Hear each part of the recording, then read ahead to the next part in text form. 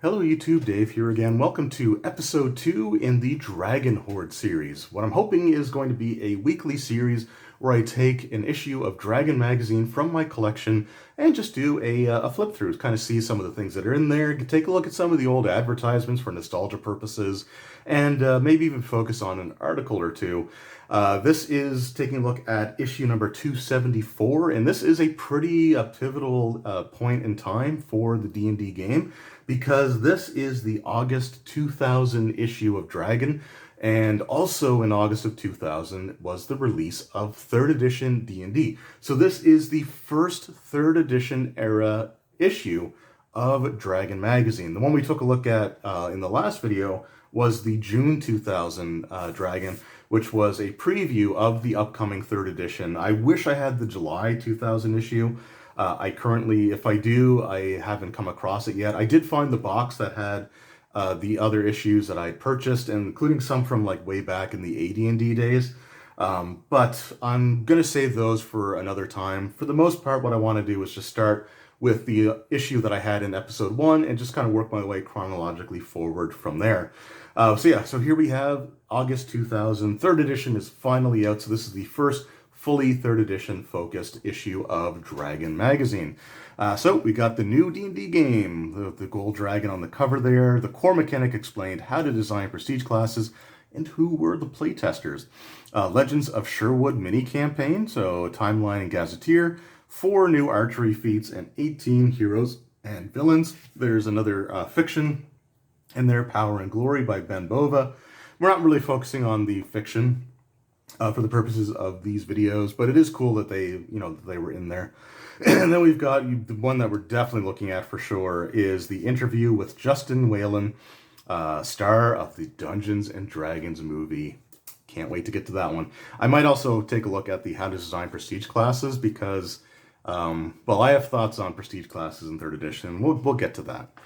So just taking a look at the inside of the book here, or the magazine, we've got our ad for 3rd edition, Challenge Your Perceptions. Like the thief. Actually, it's kind of interesting. Okay, so that looks like a cleric pickpocketing a guard. All right, I mean, you got skill points. You can do whatever you want with them. There you go. Kind of neat. Player's Handbook on sale everywhere. September for the Dungeon Master's Guide and October for the Monster Manual. We have our cover art reproduced, our editorial, and I might do a video at some point in the future like reading some of these editorials. It might be kind of fun to see what we had there. An ad for Incarnum of Steamworks and Magic Obscura, a Sierra Studios PC game. That's kind of neat. Open a Soapbox, The Perfect Dungeon Master by Gary Gygax. Okay, that might be one to read to at some point. I don't think I'm going to do it in today's video. I plan on getting some mileage out of these issues of Dragon magazine that I have, and I think what would be kind of cool would be to go through these Up on a Soapbox articles and just sort of do them as their own separate video. So again, cool stuff there. We also have our scale mail, which is the letter column for people to send in stuff for them to answer. Complaints, a lot of the times it was complaints, but it is what it is. Oh, geez, this is like a play-by-mail. That's a lot of text, so I'm not going to read through that, but that's kind of interesting. Wizards and Warriors. An RPG as vast as legend itself. Nodwick, again, if you haven't read Nodwick yet, you really need to. I don't know why I'm struggling so hard to talk today, but we're going to get through this, so just bear with me here. MyComicShop.com, this year 2000, this is when the internet was really starting to take off. Some novel advertisements. We've got the Icewind Dale trilogy, the Dark Elf trilogy. So the Icewind Dale trilogy were the first 3 books that Salvatore wrote. But the Dark Elf trilogy is actually chronologically the first books in the Legend of Drizzt story arc series, and it's so weird to see the covers for me at least during the pre Todd Lockwood era, from the time I started, from 3rd edition on. Todd Lockwood did a lot of the covers for not only like R.A. Salvatore, but he also did a lot of artwork in just the D&D books. He famously designed a lot of the 3rd edition dragons. So it's just kind of interesting. Like, Drizzt looks so different here. Let's just take a look at early version of Drizzt there. It's just so different from what we think of now, because after Lockwood did his interpretation of Drizzt, even though he's not the sole person doing artwork of the character anymore, everyone's stuck to the Drizzt template that Lockwood used. So it's just like I said, it's interesting to see kind of like earlier versions of that. There's also a novel for Baldur's Gate 2, Shadows of Amn, which is really neat. An advertisement for Shadows of Amn. So I'm playing the original Baldur's Gate Enhanced Edition on Twitch right now. So it's kind of cool to see Baldur's Gate 2 being advertised.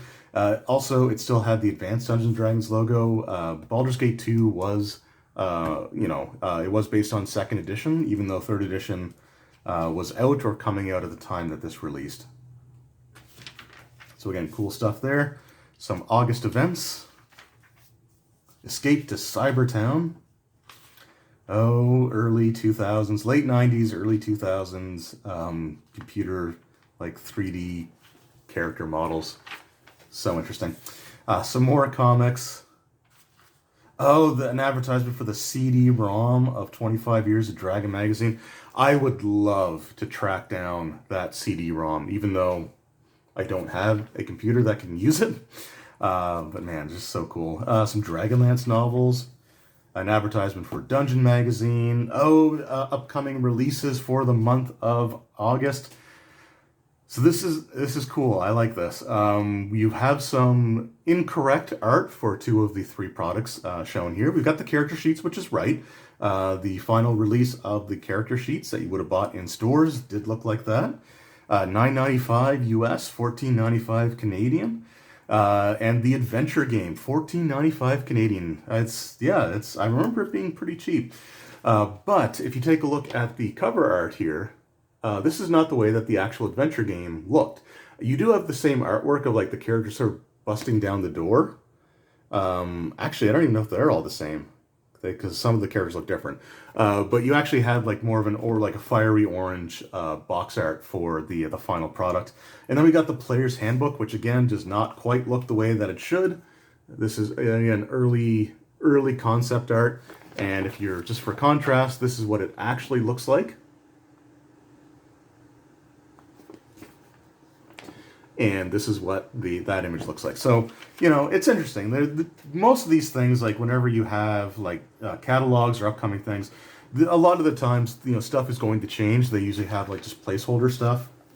But it's cool to see some of the differences between the way the product looked during, the early days when they were trying to advertise that it's coming out versus the actual final product. Master Maze, so some 3D terrain. Not Dwarven Forge, which is, again, kind of interesting.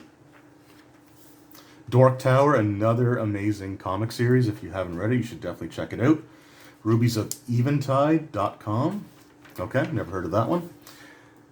And, here we go. So, one roll to rule them all. So this, like I said, this was the first issue of the D20 era.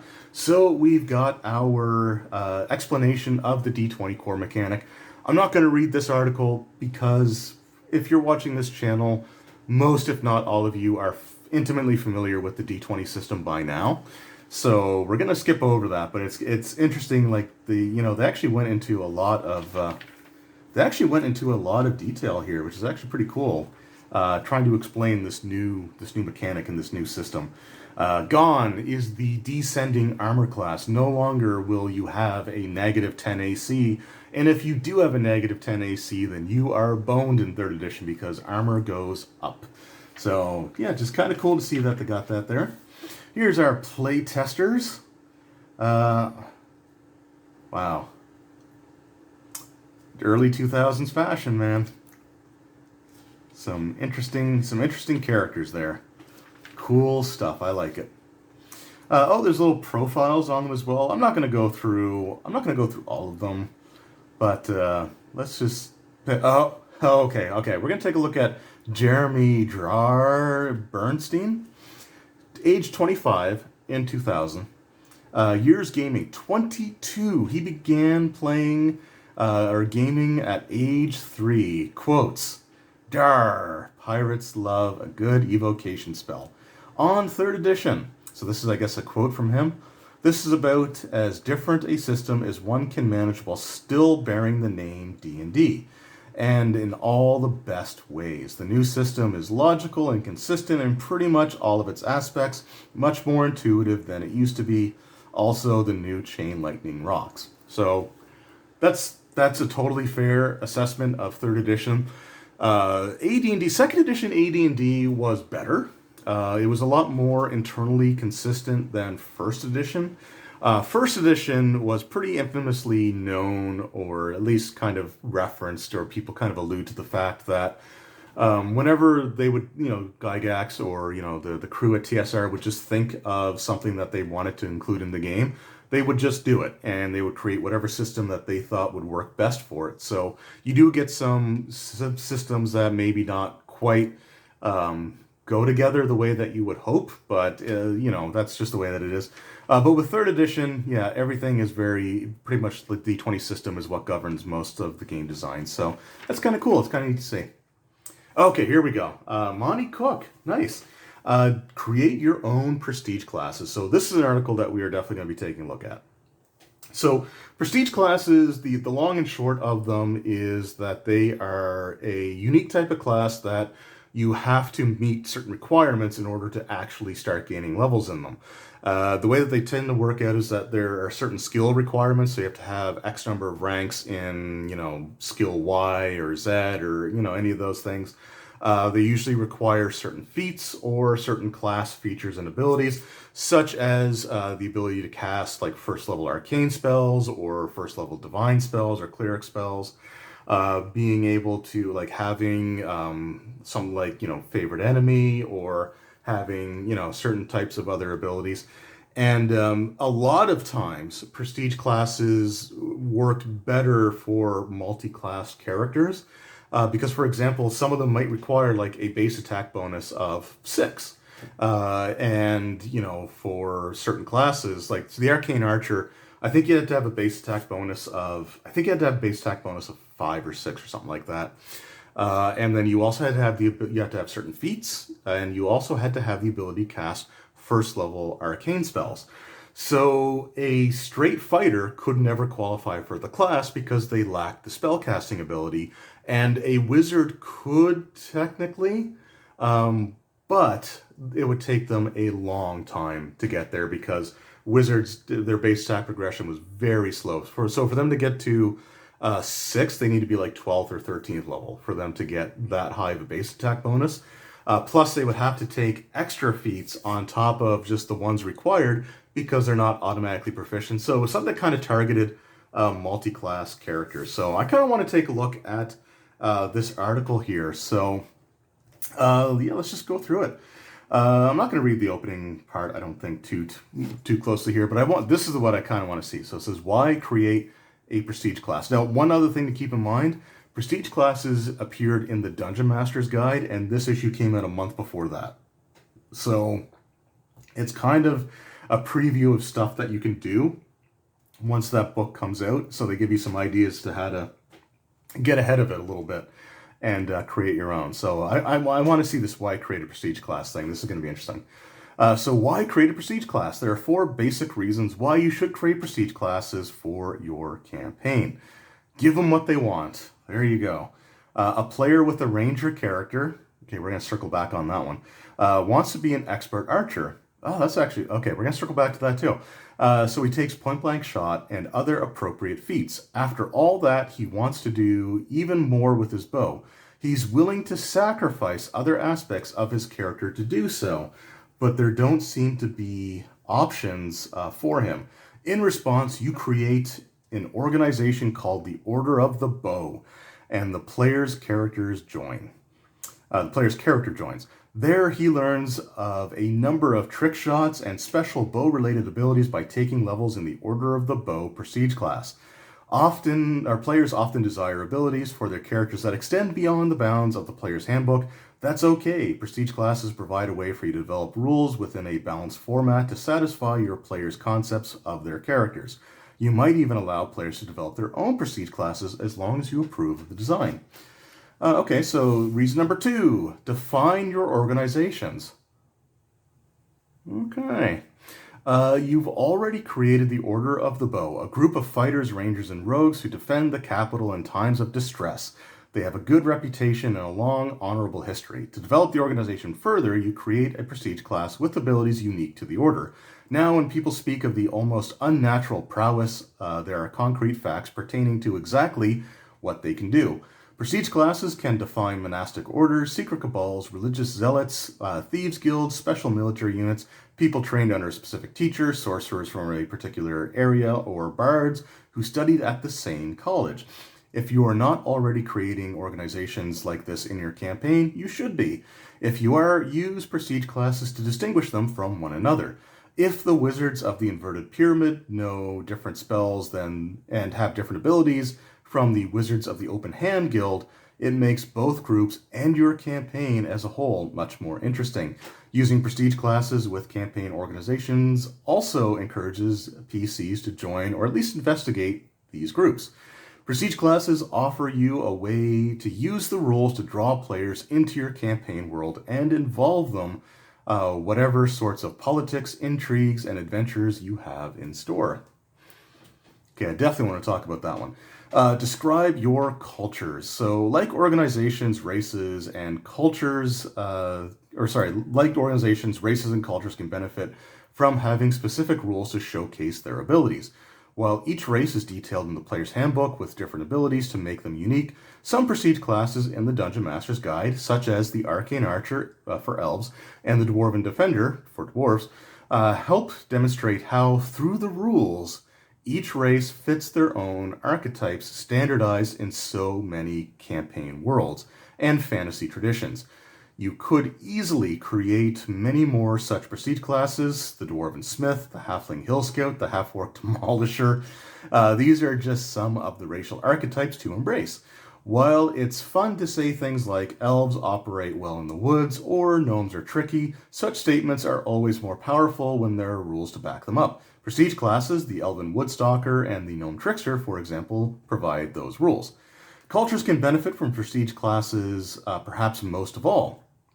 There are no D&D game rules for how the people from the Southern Kingdom in your campaign differ from the folk of the Direwood Forest. With prestige classes, you can define how the Southern Spear Dancers have a completely different fighting style from that of the hardy, no-nonsense Direwood Rangers. Culture-based prestige classes can tie into PC backgrounds. Only characters from the Sunlost Desert can take the Knife Fighter prestige class, for example. Unique prestige classes can make every populated place that you create for your campaign truly special. And then number 4, make lame options exciting. All right. A prestige class can take an otherwise questionable choice, such as specializing in the whip, and make it worthwhile. Imagine a prestige class that enables a character to entangle foes with his whip, gaining a bonus to trip and disarm maneuvers, and granting special damage bonuses with the weapon. Suddenly, the whip becomes an interesting weapon choice. It's kind of interesting to see the way that the magazine does throw some, kind of veiled shade at some aspects of the game. So yeah, they're basically saying the whip sucks. You need to do something to fix that. And in the last issue we took a look at, they were really trying to make the Ranger sound better than it really was. So it says you can create prestige classes that grant interesting abilities for people spending a lot of skill points on innuendo, intimidation, or the knowledge or craft skill. Characters who choose strange multi-class combinations, put their best score in charisma, or choose to be from a weak race like goblins or kobolds could all have access to prestige classes involving those choices that make them worthwhile. All right.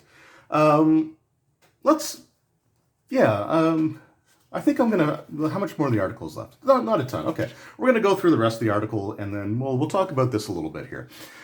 So we got designing requirements. So all prestige class requirements are based around the idea that the character who is on his way the character who qualifies for the class is already well on his way to becoming someone who can do the things that the prestige class excels in. Those qualifying for the Misty Peaks Mountaineer prestige class should have 6 ranks in climb and 4 in use rope. Consider two types of requirements when determining who can take prestige classes. Game requirements. So game requirements are hard and fast rules, often numerical values. These are the best requirements for maintaining game balance. So these would be things like X number of ranks in certain skills, having the certain feats, or having certain class features, having a certain base attack requirement, stuff like that. So those are the game requirements. Then you have character requirements. Character requirements are aspects of a character like race, age, and religion, as well as deeds she might have accomplished. For example, the Hunter of the Dead prestige class, which specializes in fighting undead, must have had a negative level inflicted by an energy-draining undead. Sometimes these are simply role-playing hooks that tie into the organization or culture that a prestige class represents, like pledging allegiance to a monarch, paying initial membership dues, or performing a specific religious rite. Don't be afraid of non-game mechanics requirements, for they can add life to a prestige class. On the other hand, never use them for game balance purposes. Granting a character a bonus feat just for keeping his head shaved is a recipe for rules abuse. No requirement should be based on a die roll. That means that ability scores or ability score bonuses, hit points, or other aspects of a character that are determined by a die should not be used as a prestige class requirement. Requirements should be based on player choices, feats, skill ranks, and so on. So that's true. They do stick to that, and it is right to not have, instead of having, you need an intelligence of 17, right, in order to take this class. Prestige class. They stayed away from that pretty much all the way through it. I can't think of a prestige class that required that. However, certain feats that were prerequisites for certain prestige classes did have ability score requirements. So there is always going to be an element of requiring certain stats for certain things. But at least it wasn't directly in the prestige class requirements. So that's kind of cool. Further, no prestige class should be set up specifically for members of a regular class. Class and level are not good requirements. That said, once you assign a set number of ranks, feats, and so on as requirements, it's not difficult to figure out which class can meet those requirements at what level. The Assassin Prestige class in the Dungeon Master's Guide, for example, can be attained the quickest by rogues at 5th level. But even wizards could potentially meet the requirements at 13th level. No prestige class should be attainable by a character lower than 5th level, which is, again, something that they pretty well stuck to. A lot of things would require, again, X number of ranks in skills or base attack progressions, or some feats which were maybe level dependent. So that's another element that they really did stick to. And then we've got designing abilities. So every level should include some significant benefit. Remember that your player should feel good that she took a level in the prestige class rather than just sticking with her original class. Spellcasters specifically have a difficult time justifying missing out on new spells on the new spells they gain with each level. So prestige classes aimed at them must be particularly attractive. Okay. The first ability or abilities gained should be matched to the minimum level that the character could possibly qualify for the class. Thus, if a ranger can qualify for the class at 5th level, the first level of the prestige class should be approximately equivalent of the 6th level a ranger might gain. I don't know what they're trying to say there. Maybe that factors into base attack, base save, progression, or things like that. But that's a weirdly worded thing. At least it is to me at after midnight. So that makes sense. Much of the trick of balancing prestige classes involves small issues: base attack increases, hit die size, and even weapon and arm proficiency can be strong enticements to take a level in the prestige class.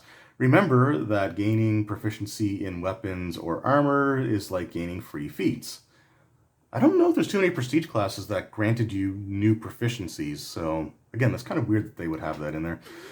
Major abilities, particularly new powers, should be carefully considered.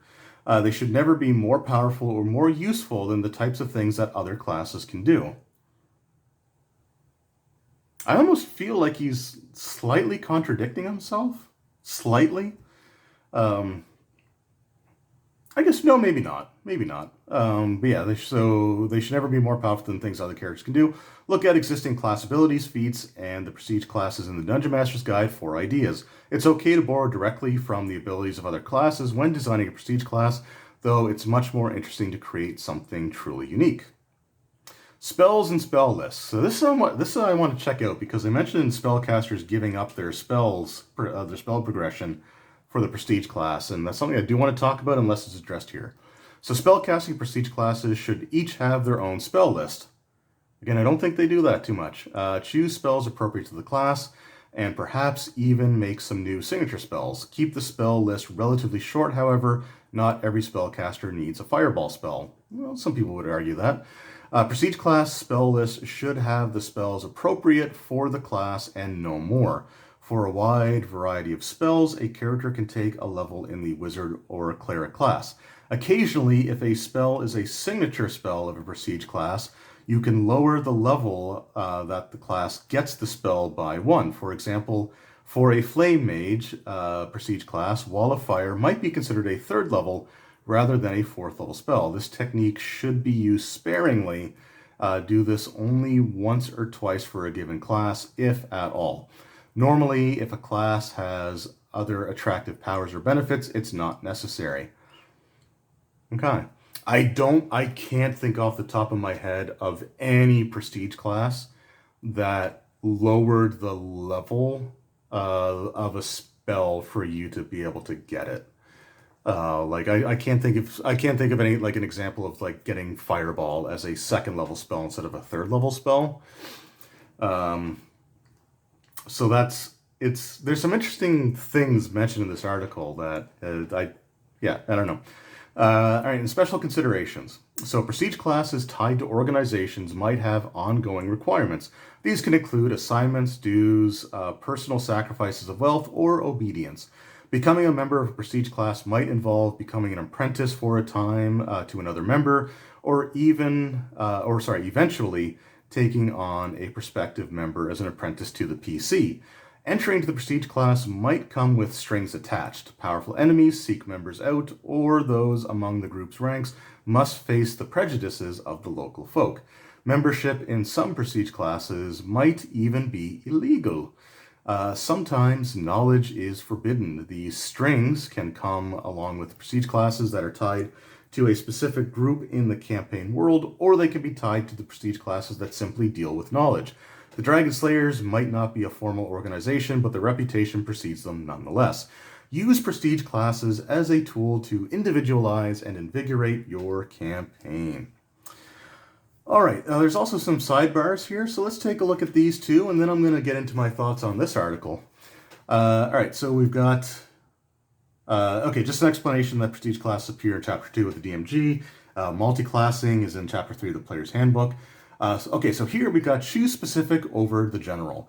When designing prestige classes for your campaign, you have an advantage that no one else has, that no game designer can ever have. You know the specific details of your campaign. Use that knowledge to its fullest by ignoring the general and embracing the specific. You're not creating a prestige class for everyone's campaign, just for yours. Give your prestige classes names and abilities that take advantage of the work you've put into your world. 2 General, Holy Warrior. Campaign specific, Champion of Palor. 2 General, City Guardsman. Campaign specific, Greyhawk Watchman. 2 General, Martial Disciple. Campaign specific, Order of the Fist Disciple. 2 General, Woodsman. Campaign specific, Darkwater Pass Tracker. Okay, overall, that's not bad advice. Character requirements. Some rule requirements help define the prestige class, but aren't as useful for game balance, such as race, alignment, age, religion, and accomplishments. I can't think of any prestige class that actually had age as a requirement. No, not off the top of my head anyway. To be fair, I wasn't super into prestige classes, so I didn't look too deep into them. Rule requirements. So the most important requirements for a prestige class are based on a character's capabilities as defined by rules, especially numeric values. So skill ranks, feats, base attack bonus, special abilities such as evasion, rage, or turning undead, spellcasting ability often specific to a few spells. Talk about that. Poor requirements, do not use. So these requirements are bad. Because they depend on random die rolls or other qualities that have little to do with the player's decisions. So, for example, level, character class.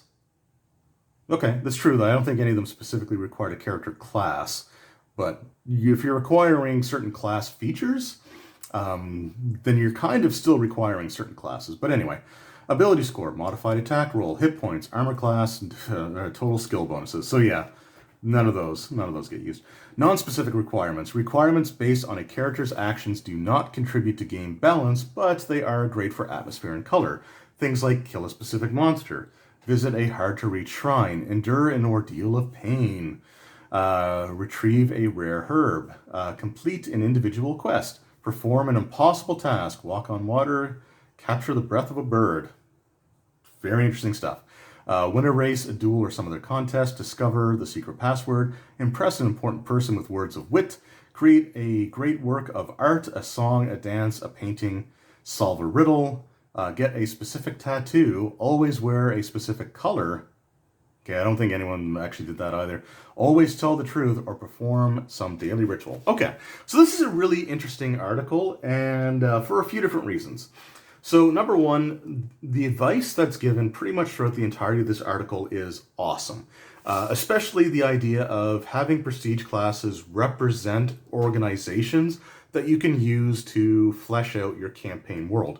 That is fantastic advice, and it was advice that the designers of 3rd edition Dungeons & Dragons completely ignored up until the last couple of years of 3.5. Prestige classes in 3rd edition were really an example of just throwing everything at the wall to see what sticks. And there's a lot of prestige classes where, like, it says, give them interesting names. Well, there was one prestige class that was for individuals that had the rage ability, but also wanted to be able to cast spells while raging. And instead of coming up with a clever name, they simply called it the Rage Mage. So I really wish that prestige classes all the way throughout 3rd edition would have really, taken advantage of the define your organizations. Now, the last couple of years of 3.5, the prestige classes all had lengthy entries, including how to include them in the campaign world, any guilds or orders that are associated with them. So they in the last couple of years, they really started to use this aspect of the article. But leading up to that, most 3.0 and early 3.5 books, it's not uncommon for like half of the page content to just be a myriad of prestige classes. So it's interesting. It's great advice that I wish they would have stuck to a little bit more themselves. And again, there's some interesting other things that are kind of mentioned in this article that allude to things I've talked about before. So the Ranger class.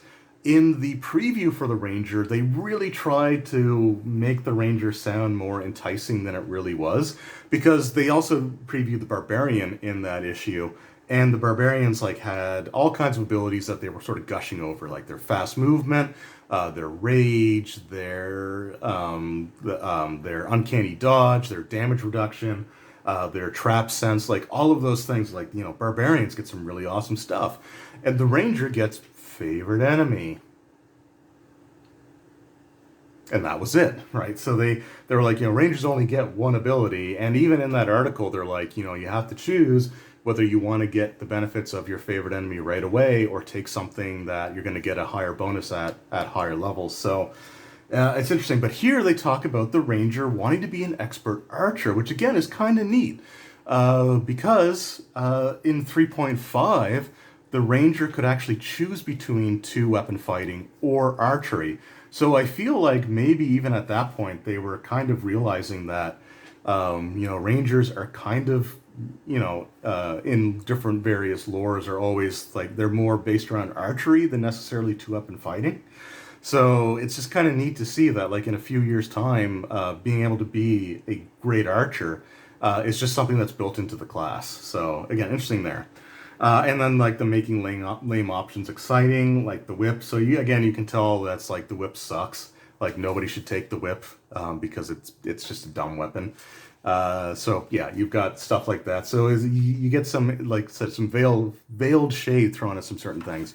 But then there is the spell casting thing here. So again, there's things mentioned in this article that I don't think they ever did. Like I don't think they ever reduced the level of a spell to allow you to get something earlier than you normally would. I cannot think of an example of them ever doing something like that. And when it came to requirements, I don't think too many prestige classes would require a specific spell. Instead, most of them would focus on being able to cast like a certain level of spells from either like an arcane spell source or a divine spell source. So again, that's kind of interesting. But the notion of having to give up your spell progression in order to take a prestige class and having to make that sound really palatable to a spell casting character, that's not really something that they did a whole lot. Most prestige classes that really catered to or were designed for spellcasters had an ability in their level progression of +1 level to existing spellcasting class, meaning that their spells per day, their spells known, like all of that would go up by 1 level for the class that they have. Some spellcasting prestige classes didn't grant that every level, but yeah, it's something that there's more examples of prestige classes for spellcasters where they still increase their spellcasting progression than I can think of ones that don't. And I especially can't think of any prestige class geared towards spellcasters that just flat out doesn't give them like +1 level to existing at any point. So again, some interesting stuff. Like I said, really good advice. I like the article. I just wish that they would have, adhered to it themselves. Anyway, let's move on, shall we? Here we have the Mystic. So this must be, looks like this must be an example of prestige class. And it is, okay. I'm not going to go through everything that they get here, but we'll take a look at some of the stuff. So we got the Mystic. I can't remember if this was actually in the any of the books that like the DM. It wasn't in the DMG, but things like Tome and Blood, for example. I don't know if Mystic was actually in there. So they are spellcasters who focus solely on the pursuit of magic. Well, that's okay. Only the most diligent student of the magical arts joins the ranks of mystics who reward the hard work and study of devoted spellcasters with secrets of magic unavailable elsewhere. Characters without at least 1 level of wizard, sorcerer, cleric, or druid gain almost no benefit from becoming a mystic. Paladins, rangers, and bards might gain some benefit, but overall it would be minor. Mystics often gather in isolated covens or secluded ascetic orders to harbor their secrets and emphasize studies. Mystics study magic for magic's sake and become formidable spellcasters because of it. Sometimes a lone mystic removes himself even from the company of his peers to study in utter isolation. She might on rare occasions take disciples and train them with the knowledge she has learned. Okay. So let's see. Where are their requirements? Okay, requirements. Spellcraft, 10 ranks. So that's actually kind of a high level for a prestige class. Most of them are geared towards like 5th level or 6th level. But to have 10 ranks in spellcraft, you would have to be at least 7th level. So it's a little bit higher than a lot of the other prestige classes, which is interesting. So 10 ranks in spellcraft, 10 ranks in knowledge arcana, and 5 ranks in knowledge religion. I don't know if knowledge religion is a class skill for wizards. If it's not, then that means you have to put 10 points if it's cross-class, you have to put 10 points to get 5 ranks. So that's most of the wizard skill points right there. Heroic feats. Okay, they just called them feats, but heroic feats. I actually like the sound of that. I like that. I like the way that sounds better than just calling them feats. Spell penetration, spell focus, and 1 meta magic feat and 1 item creation feat. Again, a wizard, I think they get an item creation feat right at first level. I think they get like Scribe Scroll right away. So yeah, okay, that's some interesting requirements. So what they get. Okay, so this prestige class does not grant them spell level progression? Oh, that's a 10 level prestige class. It gives them bonus spells.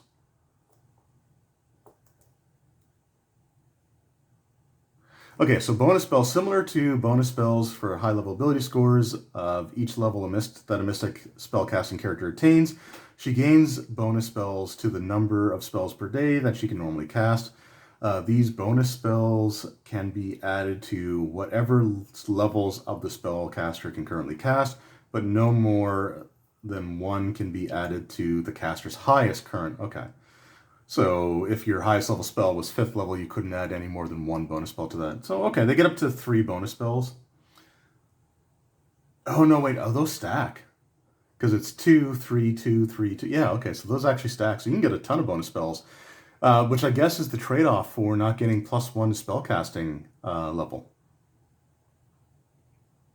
All right, so they get Spell Secret. So Spell Secret, at every other level, mystics can choose 1 spell known to them that becomes permanently modified as though affected by... Okay, so it just grants you a free meta magic feat. Let's see. And once the choice of spell and modification are chosen, they cannot be changed. The mystic goes up in level. They can choose the same spell to be modified. I wonder if it increases the effective level. Because with meta magic feats, they grant you abilities, but they increase the level of the spell, the effective level of the spell. So if you wanted to like maximize a fireball, maximize adds 3 to the spell level, I think it was. So you'd have to use an 8th level spell slot for a maximized fireball. But okay, so that's interesting. You get bonus languages, permanent maximum. With the spell secrets, an 8th level mystic can choose 1 spell to permanently modify, so that's always maximized, as if with the maximize. Okay, and then you got a permanent quicken. So that's interesting. Again, I don't think that's a very good prestige class, to be honest, but there we go. And then we got the D&D movie. Ridley scoffs at danger. Oh boy. This is actually kind of lengthy too, so I think I might hold off on this. Oh, maybe it's not as long as I thought it was. It's still a lot to read, so... What do we have here? So D&D... Oh, the D&D cartoon leg. Okay. I'll read this little section. So Ridley was a rogue character in the D&D movie. And, yeah, so I guess they're comparing him to Hank the Ranger from the D&D cartoon. So we got Hank.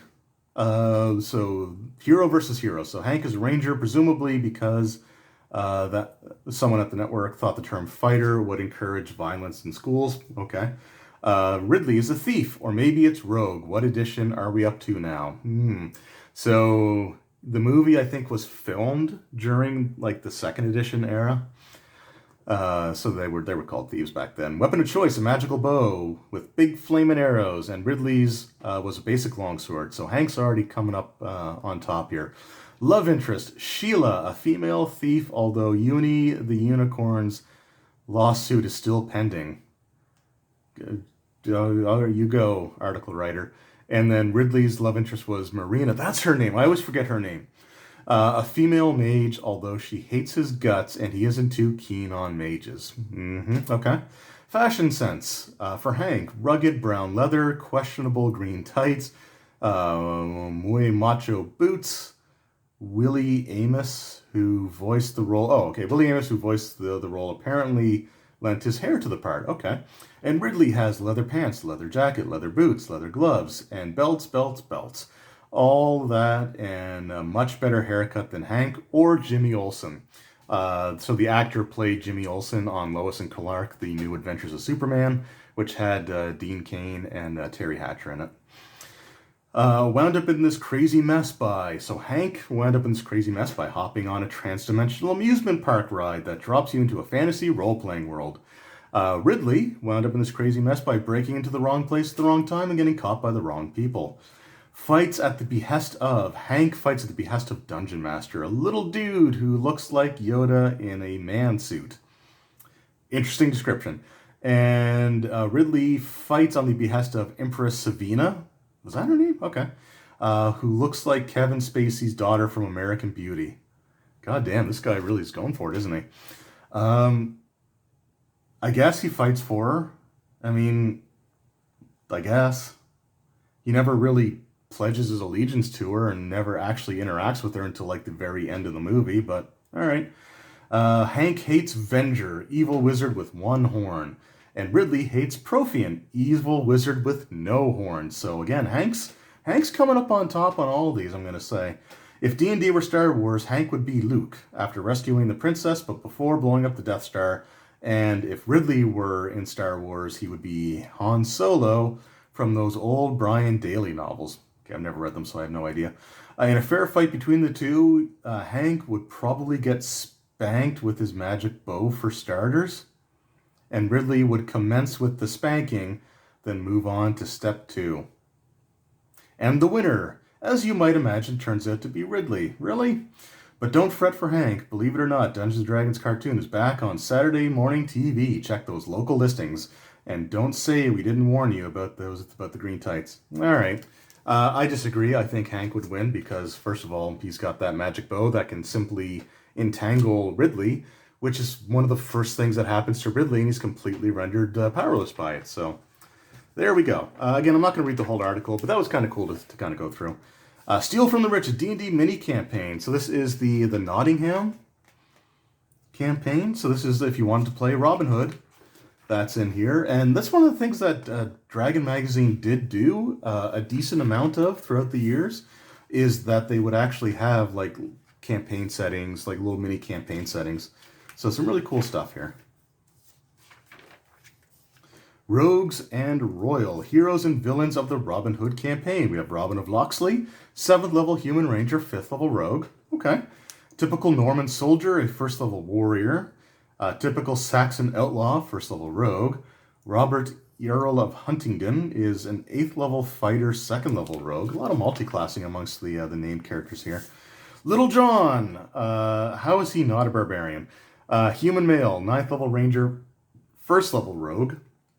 Maid Marian, 3rd level fighter, 1st level rogue. Okay. Will Scarlet, 10th level rogue. Friar Tuck, 5th level human cleric, 1st level rogue. Really? Okay. Alanadale, human 8th level bard. All right. 3.0 bard. You give her, buddy. Robert Sheriff of Nottingham, a 12th level fighter. Oh, there's more. We're not going to go through all the rest of these. Okay. Well, King Richard I, 14th level paladin. So again, that's really cool. I might actually do a dedicated video to this just because it sounds kind of interesting. Indispensable. 12 essential secrets to staying alive. Okay, be likable. I'm not going to read the actual descriptions, but we'll just go through the 12 things. So be likable, be entertaining, keep things moving, don't fight other PCs, stop fights between other PCs, cultivate offbeat skills, form bonds to a community, befriend an important NPC, fight boredom, protect NPCs, antagonize a villain, and get cursed. All right. Plot bending. Don't shake it, don't break it. Rules of plot bending. Avoid channel surfing. So change plots rarely. Okay, yeah, that makes sense. Suspend disbelief, don't hang it. Although the players have implicitly agreed to suspend their disbelief to participate in fantasy role-playing, they'll only go so far. Unless the campaign is loaded with bizarre occurrences, players won't buy the ground suddenly yawns open to swallow whole their arch enemy, but role players will accept the most unlikely turn of events if the DM establishes the possibility beforehand. All right. Never punish the players. Fair. Seize the moment. After a certain point in any adventure, the unannounced arrival of a new plot serves only to frustrate the player. Okay, yeah, so it's basically just getting you to kind of keep things on track and not get too schizophrenic with your campaign storylines, and that's good. The hero with 1D1,000 faces, random adventure generator. Okay, we are definitely doing this at some point. I got to make a note of this issue because I want to come back and actually do this. So I'm not going to do it in this video. We're just flipping through, but we're going to do that. And then there's Power and Glory. So this is the fiction piece. So we're just going to kind of skip past that a little bit. More Nodwick. Again, you've got to read Nodwick. It's friggin' awesome. The Beasts of Pomarge. Okay, part of the Greyhawk setting. Some creatures to go along with it. So Greyhawk was actually the default setting for 3rd edition D&D. So in 5th edition, we have Forgotten Realms as kind of like the default world where things happen. 3rd edition, it was Greyhawk. So it's kind of cool that they're introducing some Greyhawk lore there. We got Mind Flayers. Another subscription send-in card. Preparing your model. Some more stuff, tips for miniatures. Sage Advice. This is something that I might want to take a look at in the future. So the later printings of the 3.0 Player's Handbook no longer needed the DMG section or the Monster Manual section. So they actually took articles of Sage Advice and included some like frequent Q&A stuff in there. So you know what? Let's read one of them because this one kind of catches my interest here. So why do half-orcs suffer a net penalty of -2 on their initial ability rolls? So why do half-orcs suffer a -2 penalty to their initial ability rolls? You refer, I presume, to the half-orcs' racial ability adjustments of +2 to strength, -2 to intelligence, and -2 to charisma. Those numbers do add up to a net total of -2. The game's designers decided that a +2 to strength more than outweighs the -2 penalty to intelligence and charisma, especially considering the half-orc's 60-foot dark vision and favorite class of barbarian. Numbers alone don't always tell the whole story. That's kind of a cop-out answer, but it's basically playing to the stereotype of the brutish orc warrior type of thing. So yeah, there we go. Like I said, we might take a look at some of these in more detail in another time, but it's still kind of cool to see. Once we get going into 3rd edition, like once it's been out for a little while, I do want to spend more time on the Sage Advice to see what kinds of things people are confused about or have comments on. And then we got Dungeon Craft. Okay, this is an article that would actually start appearing in Dungeon Magazine. It's just some advice on running games for, specifically aimed at Dungeon Masters, tracking things and so on and so forth. Silicon Sorcery, everybody into the pool of radiance. So Silicon Sorcery was just a preview thing for some video games. Not every issue had one, I don't think. Yeah, but this one has Pool of Radiance, which is kind of cool. And then I think that is it. We got some What's New with Phil and Dixie. I actually forgot about these comics. But yeah, it's got like a little Robin Hood thing. They try to tie some of these comics to the theme of the issue. And that's kind of interesting. Wizards.com community. And at the back, we have Dragonscroll.com. Discounts so big we can't advertise them. All right. So there we go. That was a flip through of issue number 274 of Dragon Magazine, the first Dragon Magazine of the 3rd edition era. Like I said, there's definitely some things that I wouldn't mind taking a closer look at in the future, including the adventure generator. Like that's one that is definitely getting its own video. So I'm actually going to keep this issue set aside and just put away so that I can, remember to come back to it and give that a try. Unfortunately, I don't have the 3rd edition CD-ROM that came with this either, but I want to say it's the same CD-ROM that came with the Player's Handbook, which I do have, which is just your basic character generator, which worked sort of. If I recall correctly, it wasn't the best character generating software out there. But yeah, it's kind of cool, like I said, to see some of the things that they have. The article explaining the D20 system. Again, No point in really detailing that in this video because the D20 system has been the default rule set for 22 years now. So I think for the most part, if you're watching this video, you are familiar with at least 3rd edition, or more likely that you are familiar with 5th edition and the way that the rules work there. The Prestige class article was really cool, and again, it was all really solid information. And it's something that Wizards kind of neglected when making a lot of their Prestige classes, especially early on. But still cool to see nonetheless. And when they did actually start putting that kind of thought into their Prestige classes, in my opinion, they got a lot better. Just because they were actually like logically explained and fitted into your campaign world. So it's kind of cool to see that stuff there. And the D&D movie, Hank totally wins that fight. I don't care what the writer of the article says. He clearly was not as big a fan of the cartoon as he was of the, I think, as of yet unreleased D&D movie. I wonder if he kind of changed his opinion when he saw Ridley actually in action. But who knows? You know, we're not gonna dwell on that too much here. Anyway, let me know what you guys think of issue 274 of Dragon Magazine. Were there any particular articles in here that I just kind of skimmed over that you'd like me to spend a little bit more time on? Want me to go through more of like the sage advice or read the editorial or the Up on a Soapbox by Gary Gygax? Let me know in the comments below and I will definitely add it to a list of videos to make in the future. Anyway, thank you guys very much for watching. I hope you enjoyed and I will see you all next time. Until then, take care.